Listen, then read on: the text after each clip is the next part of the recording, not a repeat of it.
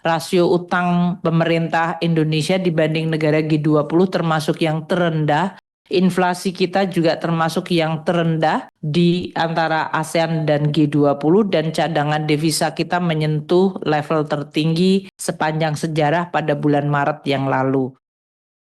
8 bulan pemerintahan Presiden Prabowo, berbagai kebijakan telah diluncurkan. Dari sisi ekonomi makro, kita terus menjaga bersama Bank Indonesia growth di kuartal 1 kita yang tadi 4,89, itu termasuk yang tertinggi di G20. Rasio utang pemerintah Indonesia dibanding negara G20 termasuk yang terendah. Inflasi kita juga termasuk yang terendah di antara ASEAN dan G20 dan cadangan devisa kita menyentuh level tertinggi sepanjang sejarah pada bulan Maret yang lalu.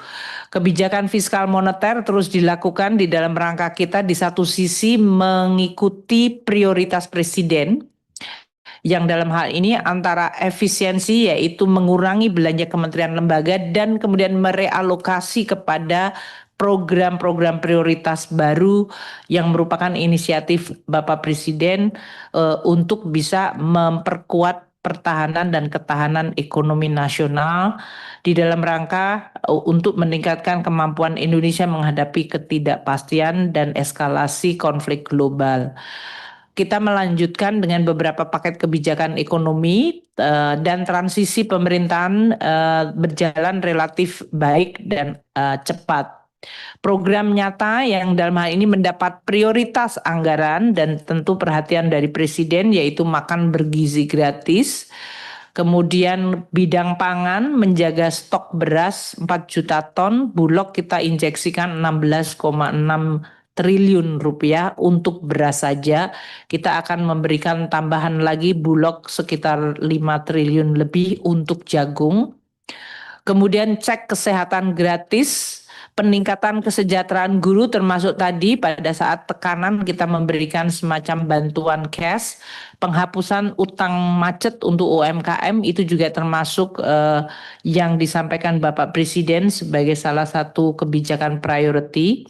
Kemudian beberapa inisiatif prioritas baru seperti pembentukan koperasi Desa Merah Putih 80.000, revitalisasi sekolah-sekolah rusak, kemudian pembentukan dan pembangunan sekolah rakyat, yaitu sekolah yang ditujukan bagi anak-anak keluarga tidak mampu, kemudian mereka dimasukkan di dalam boarding school dengan kualitas baik untuk memutus tali kemiskinan antar generasi.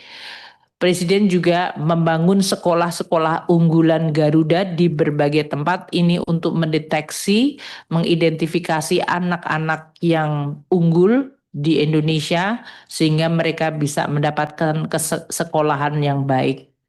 Kami juga meningkatkan jumlah injeksi ke FLPP dengan target perumahan sekarang mencapai 350.000 untuk rumah bagi masyarakat berpendapatan rendah. Dan juga Presiden akan meneruskan impres jalan dan impres irigasi untuk mendukung program-program dan perbaikan pemerataan pembangunan di seluruh daerah. Secara singkat saya sampaikan untuk asumsi dasar ekonomi makro yang dipakai di dalam APBN 2025. Itu adalah tertulis di kolom pertama growth asumsi APBN 5,2. Kami lihat di semester 1 4,87, kita perkirakan semester 2 ada di 4,7 hingga 5,0. 4,7 adalah prediksi IMF untuk dampak tarif, kita berusaha untuk mendekati di 5.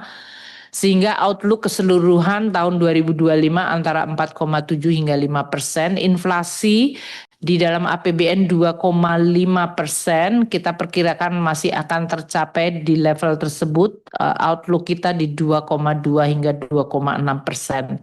Suku bunga 10% di APBN 2025 adalah 7%. 10 tahun adalah 7%.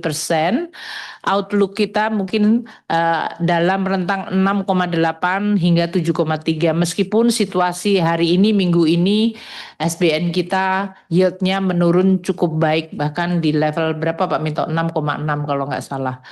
Nilai tukar kita asumsinya di 16.000. Kita melihat outlook-nya di 16.300 hingga 16.800. Meskipun sekarang tren rupiah cukup membaik. Ini seiring dengan dolar yang memang cenderung melemah.